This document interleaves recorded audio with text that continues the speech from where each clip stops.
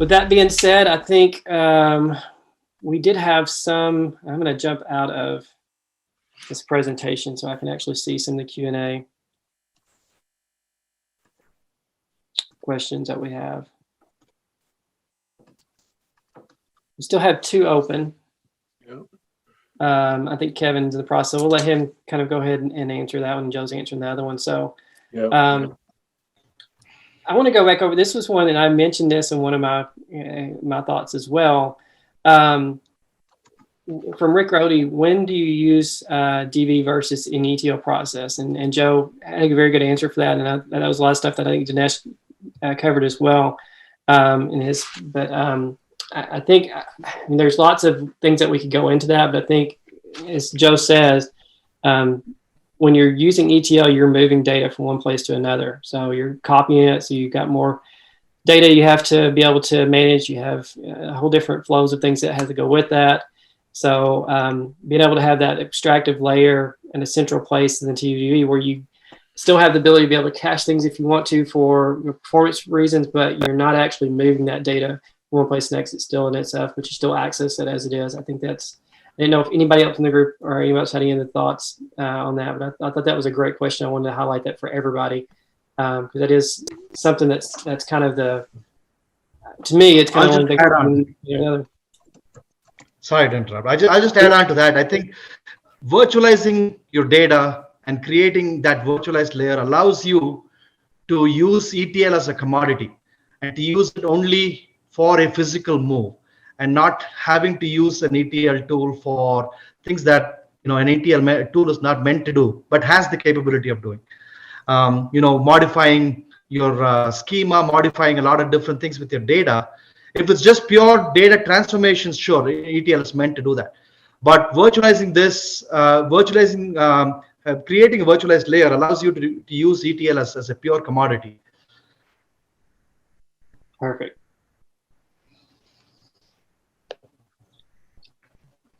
And I was also told that if we want, I think if anybody was wanting to talk, I think we do have the ability to turn on sound for any of the attendees that have a question they would rather talk than type.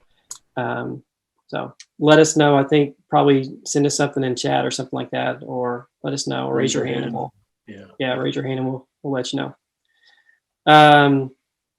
And Joe, thanks for answering that. So another one that I saw in there was, does TDV tool allow for visualization natively within the app? So as you're doing it, does it give you the opportunity to be able to visualize things in there rather than having to go to WebFocus or Tableau or whatever other tool? And so, yeah, and again, it's not really the purpose of it. It is more of a data simulation tool rather than visualization. So, but it is, as you can see, and as quick as Joe did it there in that demo, that's real life. You can hook, once your tool is hooked up to it, it is that easy to go and just run some visualizations off of it.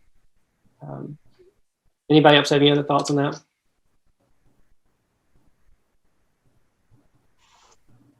Okay. It's not uncommon to have that question being asked.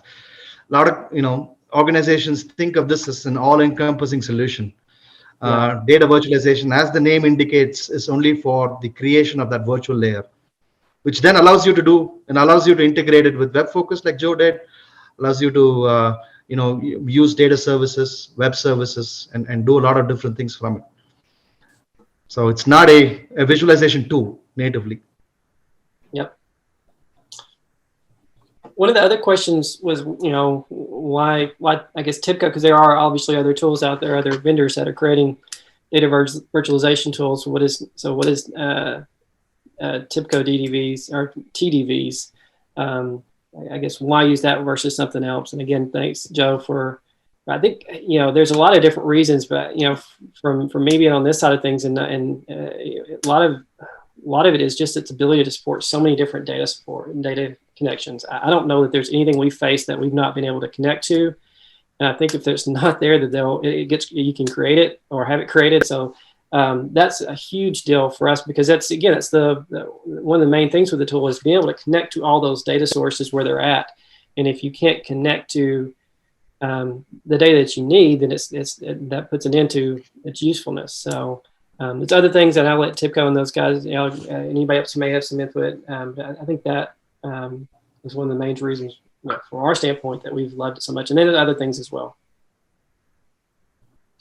And there's inherent benefit in using the same product stack for metadata management and ease of use, and the roadmap tends to be similar for this integrated platform, if you may. So I think there's for people that have used a data migrator in tandem with WebFocus, for example, they've seen the benefit. So I think there's a similar benefit here to be had with using TIBCO Data Virtualization with WebFocus in tandem. It's a great question. Yeah. So Tim, I'd also like to comment on one of the other questions that was posed, Yes. specifically about algo benefits. And I did a search on algo, and I saw algo chain block. So I thought it was a cryptocurrency data source. The person specified that it's really for algorithms. So while we track a lot of the statistics about accessing the data sources that, as people go through the TDV, we don't really have algorithms that are applied. It's argued that data could be used within the algorithms if somebody wants to apply their algorithms to that data. But we don't have any out of the box per se. If you want to find, trends and behavioral patterns and things like that, again, that's not what we bring to the table, at least not today. Yep. Perfect. There was a question on security policies. I think that one was already answered, so I won't go into that one. But anybody else that's interested, I think the question was, does it support TLS 1.2? And the answer was, I think it by default uses TLS version 1.3, and that is over my head, so I won't dig into that one any further. So I did, not to skip around too much, but I did.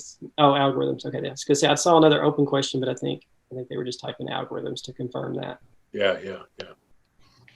Does TIBCO DV integrate data sources that are available on premise and in the cloud? And yeah, again, that's one of the key features. Is it doesn't really matter where it's at. It can connect to it in cloud, on premise. It is a great tool, and I think we brought that out in one of the use cases that we were in. One of our final ones was the ability to be able to connect to the cloud data sources. But yeah, honestly, that's getting to be standard these days more than anything. So.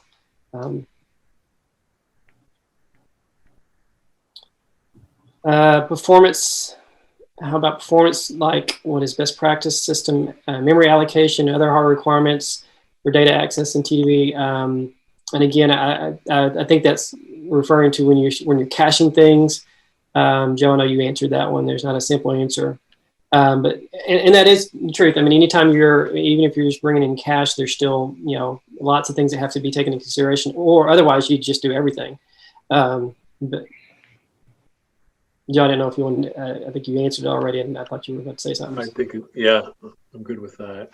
Yeah, I mean, absolutely. I mean, that's something you'd have to really look at, because when you're caching, you're using memory, so there's not just like I'm sure there are some best practices, but there's not a cut and dry answer for that one. That's definitely something that we look at when we look at the architecture, and this is much like anything. When you're looking at these, you want to kind of design this out and architect it in a way that makes sense for your environment and what you're going to be doing with it. We've talked about the algo benefits, so I won't go into that one. Do you want to take Jim Roy's question, Tim? I think that might be a common issue, common question. Where did I miss Jim Roy? Okay, data is copied, pre-joined, aggregated to increase access performance for BI tools. Does DV support without copying data to help improve access performance? Yeah, I can take that. Yep. So one thing to keep in mind here is that the question of performance comes into play only when the query is physically hitting your transactional database or wherever your data is stored, which means that the actual act of performance improvement happens during the physical query itself. So with respect to BI tools, all that happens in your metadata. You are optimizing your queries. You're setting up your queries in a way that the query runs well. Here, the process of virtualizing your data allows it to be lean to begin with. And then any fat that's added, just to draw an analogy, happens during your query optimization. And by native query optimization with the TDV engine, it allows you to be faster. If that answers your question, Jim. Yeah, and I'd like to add to that too. Sorry, may I, Tim? No, you got it. Yeah, you know what? Everything generates SQL in the background, so that SQL could be cut and pasted into an optimization analyzer too. And that also might answer the question about what kind of scripting tool do we have as opposed to, is it all GUI based? SQL is the foundational part of this. You have access to that. You can use that for optimization too. Yes. Yeah, and like I said, that goes back to kind of what I answered before is, we do have the option if there's some things that you're needing to be more performant than other, to use the caching for that, as Joe kind of showed in his demo. You just have to have the right strategy for how you're using that. And again, that's just a little bit deeper discussion, but there's lots of different ways that you can enhance your performance, either by caching or, like I said, the query optimizing stuff behind the scenes. I'm seeing some questions come in through chat. I was going to see if we could address those as well. Can transformation logic be scripted, or is it GUI based? If scripted, what language? So the transformation part of things, yeah. Yeah, I commented that SQL might be the best scripting language that's available. A proper scripting language isn't there available. If there's a scheduler, but not a scripting thing, at least that I know of right now. So SQL is probably the best thing there. Yep. And I also see that somebody's asking about data migrator to DV and what the migration effort is there. We don't have a utility. That could be a professional services undertaking if you need help. Right now, it'd be mostly manual. I don't have any metrics on that. But you know what? Like we say, do you really want to take ETL activity and put it into TDV? You're talking apples and oranges here, so you may want to really consider that. Yeah. And I think there needs to be a relook if you're using Data Migrator to do things. I think there needs to be kind of a relook at what you're actually doing and why you're using Data Migrator, because it may be that you are using Data Migrator for use cases that fit perfectly into DV because that was just the tool that you had at the time, and you need to be able to get access and join some data and do that stuff. But maybe you don't really need to be moving that data. Maybe TDV is the right choice. So I think it's a good time to be able to take a step back and say, am I using Data Migrator in the right place? But unfortunately, Joe, I don't know of any tools that would do that automatically either. I think, as you show, you can click and drag. The logic is going to be very similar, like in Data Migrator, where you're creating some flows in Data Migrator. It's going to be very similar. So you could, if you're wanting to do similar things, I think you could probably do that pretty efficiently. But there are going to be some differences as well. If you're answering Richard's question on the Data Migrator with DB, so my answer to that is, if you need to physically move data, and if you still need to replace your physical needs with the data virtualization tool, that's not going to happen. You're still going to need your Data Migrator. But if you can look at it like Tim mentioned, like an overall approach, and virtualize your layer, and then create efficiencies in your ETL process, that can certainly be done. Yeah. And I saw, and I didn't see that question. You just said it because Richard had one in chat as well. So I think they're both related to DV and Data Migrator. So I absolutely agree with that. I don't know that, because as Joe mentioned, the two tools are apples and oranges. So I don't know that there's an easy way to say that you can just get rid of one for the other, because they do different things. Now there are some use cases that, like I said, could be used for both, but for the most part they do different things. Robbie,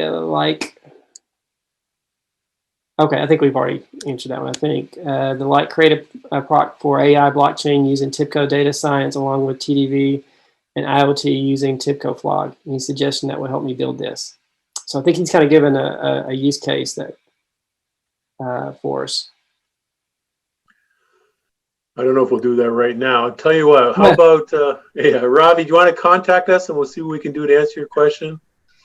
Yeah, no, maybe one of those. I know we talked about the workshop. Maybe one of those you just want to throw out in an email format. Just kind of give what that a little bit more detail on the use case, and that would be a good fit for just an opportunity for us to talk about it. So more than glad to do that. What about map geodata? Any use cases or benefits you can share? I mean, if you're talking about latitude, longitude, geodata, or anything, I don't know that there's. I'm trying to think of use cases that we've used with that, other than how that kind of comes with a lot of the other data that's coming. So if you're looking at, logistics data, we have a number of logistics companies, and obviously map geodata is very popular within that. A lot of the time that comes with the data that they're pulling over from the packages they're shipping or whatever the entities that they're tracking within that. I don't know that there's anything specific that I've done that we've done that related to TDV with map geodata, but it's often a part of the data that's being used to pull over as part of it. Yeah. You know what, Tim, I'm going to say that when I see some situations for mapping data, I think real-time display of information like police cruisers, maybe transit vehicles and things like that. TDV is very, very, very good for streaming data, real-time data. If you need that to feed your applications, TDV is a lot better than an ETL solution. That's for sure. Yeah, and I guess I'll add to that. I'm not entirely sure of all the use cases as in what's been done, but I remember looking into the support for GIS data at some point for TDV, and we did determine that it is possible to actually bring in. I can't remember all the details exactly, but it is a possibility. Great. Perfect. Okay, I don't see any new questions coming in, either in chat or in QA. So I guess we can wrap up. Again, appreciate everybody joining. These are always informative for us as well, but thankful again that we can have these conversations. Again, I would suggest everybody as they leave, if there's any topics, again, I'll say it one more time, please give us any topics that you'd like to hear. Otherwise, really appreciate you guys joining, and hopefully you got a lot of good information out of this. It's really fun to put on, and look forward to our next one in probably a couple months. Yep. And as always, appreciate TIBCO's joint effort in this and partnership in this. So appreciate it, guys. Our pleasure. Our pleasure. Thanks, guys. Thank you all. Thanks. Bye, everybody.